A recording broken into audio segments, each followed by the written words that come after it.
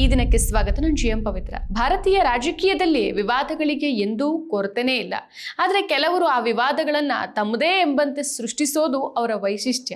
ಈ ಲೀಸ್ಟ್ನಲ್ಲಿ ಕಂಗನಾ ರಣಾವತ್ ಅವರ ಹೆಸರು ಬಹುಶಃ ಮೊದಲ ಸ್ಥಾನದಲ್ಲಿ ಇರಬಹುದೇನೋ.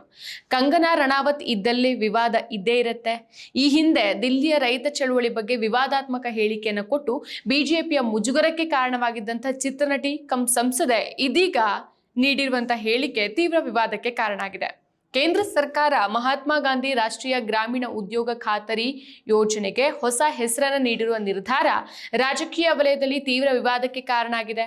ಸೊ ಈ ಮರುನಾಮಕರಣವನ್ನು ಸಮರ್ಥಿಸುವಂತಹ ವೇಳೆ ಬಿಜೆಪಿ ಸಂಸದೆ ಕಂಗನಾ ರಣಾವತ್ ಮಹಾತ್ಮ ಗಾಂಧಿಯವರು ರಘುಪತಿ ರಾಘವ ರಾಜರಾಮ್ ಭಕ್ತಿಗೀತೆಯನ್ನ ಭಾರತದ ರಾಷ್ಟ್ರಗೀತೆಯನ್ನಾಗಿ ಮಾಡಿದ್ರು ಅಂತ ಹೇಳಿಕೆಯನ್ನು ಕೊಟ್ಟು ಮತ್ತೊಂದು ವಿವಾದಕ್ಕೆ ಕಾರಣ ಆಗಿದ್ದಾರೆ.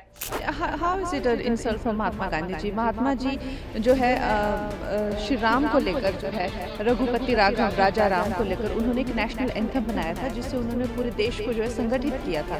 तो how is it an insult for Mahatma Gandhi ji? उन्हीं के सपने को पूरा करके जो है इसे राम का नाम दिया जा रहा है. ಈ ಕುರಿತಂತೆ ಸಂಸತ್ತಿನ ಹೊರಗೆ ಮಾಧ್ಯಮ ಪ್ರತಿನಿಧಿಗಳ ಜೊತೆಗೆ ಮಾತನಾಡಿದ ಮಂಡಿ ಸಂಸದೆ ಕಂಗನಾ ರಣಾವತ್ ಮಹಾತ್ಮ ಗಾಂಧಿಯವರ ರಾಮ ಭಕ್ತಿಯನ್ನು ಉಲ್ಲೇಖಿಸಿ ಸರ್ಕಾರದ ನಿರ್ಧಾರವನ್ನು ಸಮರ್ಥಿಸಿದ್ರು.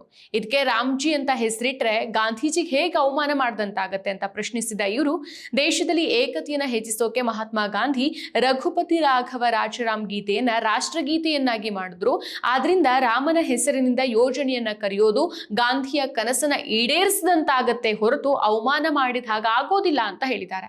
ಸೊ ಕೇಂದ್ರ ಸರ್ಕಾರ ನರೇಗಾ ಯೋಜನೆಯನ್ನ ವೀಕ್ಷಿತ್ ಭಾರತ್ ಉದ್ಯೋಗ ಮತ್ತು ಜೀವನೋಪಾಯ ಗ್ಯಾರಂಟಿ ಮಿಷನ್ ಅಂತ ಮರುನಾಮಕರಣ ಮಾಡಿದ್ದು ಇದನ್ನ ವಿಬಿಜಿ ರಾಮ್ಜಿ ಅಂತ ಸಂಕ್ಷಿಪ್ತವಾಗಿ ಕರೆಯಲಾಗುತ್ತೆ.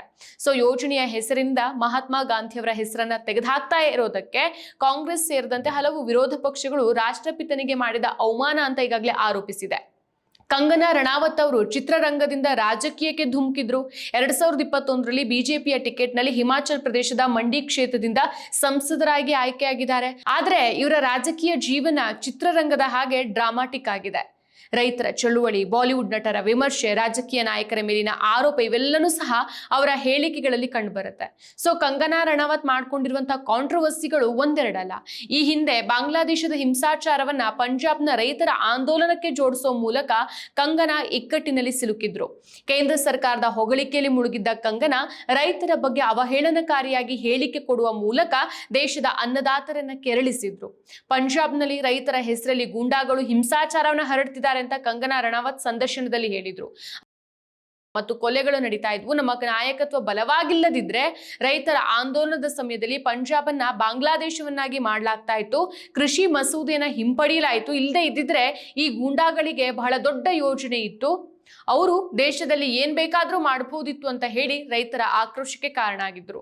ಅಷ್ಟೇ ಅಲ್ಲ, ರೈತರ ಹೋರಾಟದ ವೇಳೆ ಕಂಗನಾ ರಣಾವತ್ ರೈತರನ್ನ ಖಲಿಸ್ತಾನಿಗಳು ಅಂತ ಕರೆದಿದ್ರು. ಹೋರಾಟ ನಡೆಸ್ತಾ ಇದ್ದಂತ ರೈತರನ್ನ ಖಲಿಸ್ತಾನಿ ಉಗ್ರರು ಅಂತಾನೂ ಕರೆದಿದ್ರು. ಅಷ್ಟೇ ಅಲ್ಲ, ಪ್ರಧಾನಿ ನರೇಂದ್ರ ಮೋದಿ ಅವರನ್ನ ಅಥವಾ ಅವರ ಅವಧಿಯನ್ನ ಹೊಗಳುತ್ತಾ 1947ರಲ್ಲಿ ಭಾರತಕ್ಕೆ ಸಿಕ್ಕ ಸ್ವಾತಂತ್ರ್ಯ ಭಿಕ್ಷೆ ಅಂತ ಹೇಳಿ ವಿವಾದಕ್ಕೆ ಒಳಗಾಗಿದ್ರು. 2014ರಲ್ಲಿ ನರೇಂದ್ರ ಮೋದಿ ಮೊದಲ ಬಾರಿಗೆ ಪ್ರಧಾನಿಯಾಗಿ ಪ್ರಮಾಣ ವಚನ ಸ್ವೀಕರಿಸಿದಾಗ ಭಾರತಕ್ಕೆ ನಿಜವಾದ ಸ್ವಾತಂತ್ರ್ಯ ಸಿಕ್ತು ಅಂತ ಇವರು 2021ರಲ್ಲಿ ನಡೆದಂತ ಒಂದು ಕಾರ್ಯಕ್ರಮದಲ್ಲಿ ಹೇಳಿ ಜನರಿಂದ ಛೀಮಾರಿ ಹಾಕಿಸ್ಕೊಂಡಿದ್ದಾರೆ.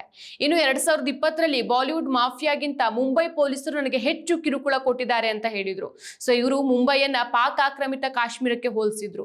ಈ ನಗರದಲ್ಲಿ ನನಗೆ ಅಸುರಕ್ಷಿತ ಭಾವನೆ ಮೂಡ್ತಾ ಇದೆ ಅಂತ ಹೇಳಿದ್ರು. ಅಷ್ಟೇ ಅಲ್ಲ, JNU ವಿದ್ಯಾರ್ಥಿಗಳು ಮತ್ತು ಬಿಜೆಪಿ ವಿರೋಧಿ ಗುಂಪುಗಳನ್ನ ಕಂಗನಾ ರಣಾವತ್ ತುಕಡೆ ತುಕಡೆ ಗ್ಯಾಂಗ್ ಅಂತ ಕರೆದು ಅವರು ದೇಶದ್ರೋಹಿಗಳು ಅಂತ ಹೇಳಿದ್ರು. 2020ರಲ್ಲಿ ಕೃಷಿ ಕಾಯ್ದೆಗಳ ವಿರುದ್ಧ ನಡೀತಾ ಇದ್ದಂತ ಪ್ರತಿಭಟನೆ ವೇಳೆ ಭಟಿಂಡಾದ ಬಹದ್ದೂರ್ಗಢ್ ಜಾಂಡಿಯಾನ್ ಗ್ರಾಮದ ಮಹಿಂದರ್ ಕೌರ್ ಅವರನ್ನ ಉಲ್ಲೇಖಿಸಿ ರಣೌತ್ ಸಾಮಾಜಿಕ ಮಾಧ್ಯಮದಲ್ಲಿ ಅವಹೇಳನಕಾರಿ ಪೋಸ್ಟ್ ಅನ್ನ ಹಂಚಿಕೊಂಡಿದ್ರು.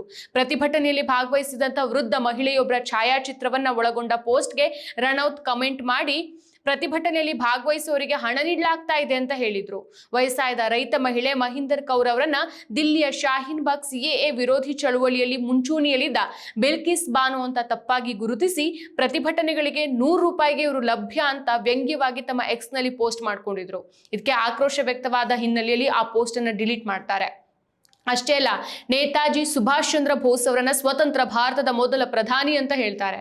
ಟೈಮ್ಸ್ ನೌ ಸಮಿಟ್ ನಲ್ಲಿ ನಿರೂಪಕಿ ನವಿಕಾ ಕುಮಾರ್ ಅವರು ಕಂಗನಾ ರಣಾವತ್ ಅವರನ್ನ ಸಂದರ್ಶಿಸಿದಾಗ ಕಂಗನಾ ಈ ಹೇಳಿಕೆಯನ್ನ ಕೊಟ್ಟಿದ್ರು. ಈ ವಿಡಿಯೋ ವೈರಲ್ ಆಗಿತ್ತು, ಟ್ರೋಲ್ಗೂ ಸಹ ಒಳಗಾಗಿತ್ತು. जब हमें आजादी मिली तो the first prime minister of India Subhash Chandra Bose वो कहाँ गए? ಇನ್ನು ಇನ್ನೊಂದು ವಿಷಯ, ಬಿಜೆಪಿ ಗಾಂಧೀಜಿಯನ್ನ ಸಮಯಕ್ಕೆ ತಕ್ಕಂತೆ ಬಳಸ್ಕೊಳ್ಳುತ್ತೆ, ಕೆಲವೊಮ್ಮೆ ಅವರನ್ನ ಆರೋಪಿಸುತ್ತೆ ಮತ್ತು ಕೆಲವೊಮ್ಮೆ ಅವರನ್ನ ಬೆಂಬಲಿಸುತ್ತೆ. ಒಟ್ಟಿನಲ್ಲಿ ತಮಗ್ ಬೇಕಾದ ಹಾಗೆ ಅವ್ರು ಬಳಸ್ಕೊಳ್ಳೋದ್ರಲ್ಲಿ ನಿಸ್ಸೀಮ ಪಕ್ಷ. ಸೊ ಇದೀಗ ಕಂಗನಾ ರಣಾವತ್ ಅವರ ಹೇಳಿಕೆ ಮತ್ತೊಮ್ಮೆ ಸಾಬೀತುಪಡಿಸಿದೆ, ಕಂಗನಾ ಇಲ್ಲದೆ ವಿವಾದ ಇಲ್ಲ ಅಂತ. ಸೊ ಕಂಗನಾ ರಣಾವತ್ ಅವರ ನಾನ್ಸೆನ್ಸ್ ಹೇಳಿಕೆಗಳು ಕೇಂದ್ರ ನಾಯಕತ್ವ ಮತ್ತು ಪಕ್ಷದ ಹಿಮಾಚಲ ಪ್ರದೇಶ ಘಟಕ ಎರಡಕ್ಕೂ ಸಹ ತೀವ್ರ ಮುಜುಗರ ಮತ್ತು ಅಸಮಾಧಾನ ಉಂಟು ಮಾಡ್ತಾ ಇರೋದಂತೂ ಸತ್ಯ. ಮತ್ತಷ್ಟು ವಿಶೇಷ ವಿಡಿಯೋಗಳನ್ನು ನೋಡಲು ಮತ್ತು ಹೊಸ ವಿಡಿಯೋಗಳ ಬಗ್ಗೆ ತಿಳಿಯಲು ಈ ದಿನ .com ಯೂಟ್ಯೂಬ್ ಚಾನೆಲ್ ಸಬ್ಸ್ಕ್ರೈಬ್ ಮಾಡಿ ಮತ್ತು ಬೆಲ್ ಐಕಾನ್ ಕ್ಲಿಕ್ ಮಾಡಿ.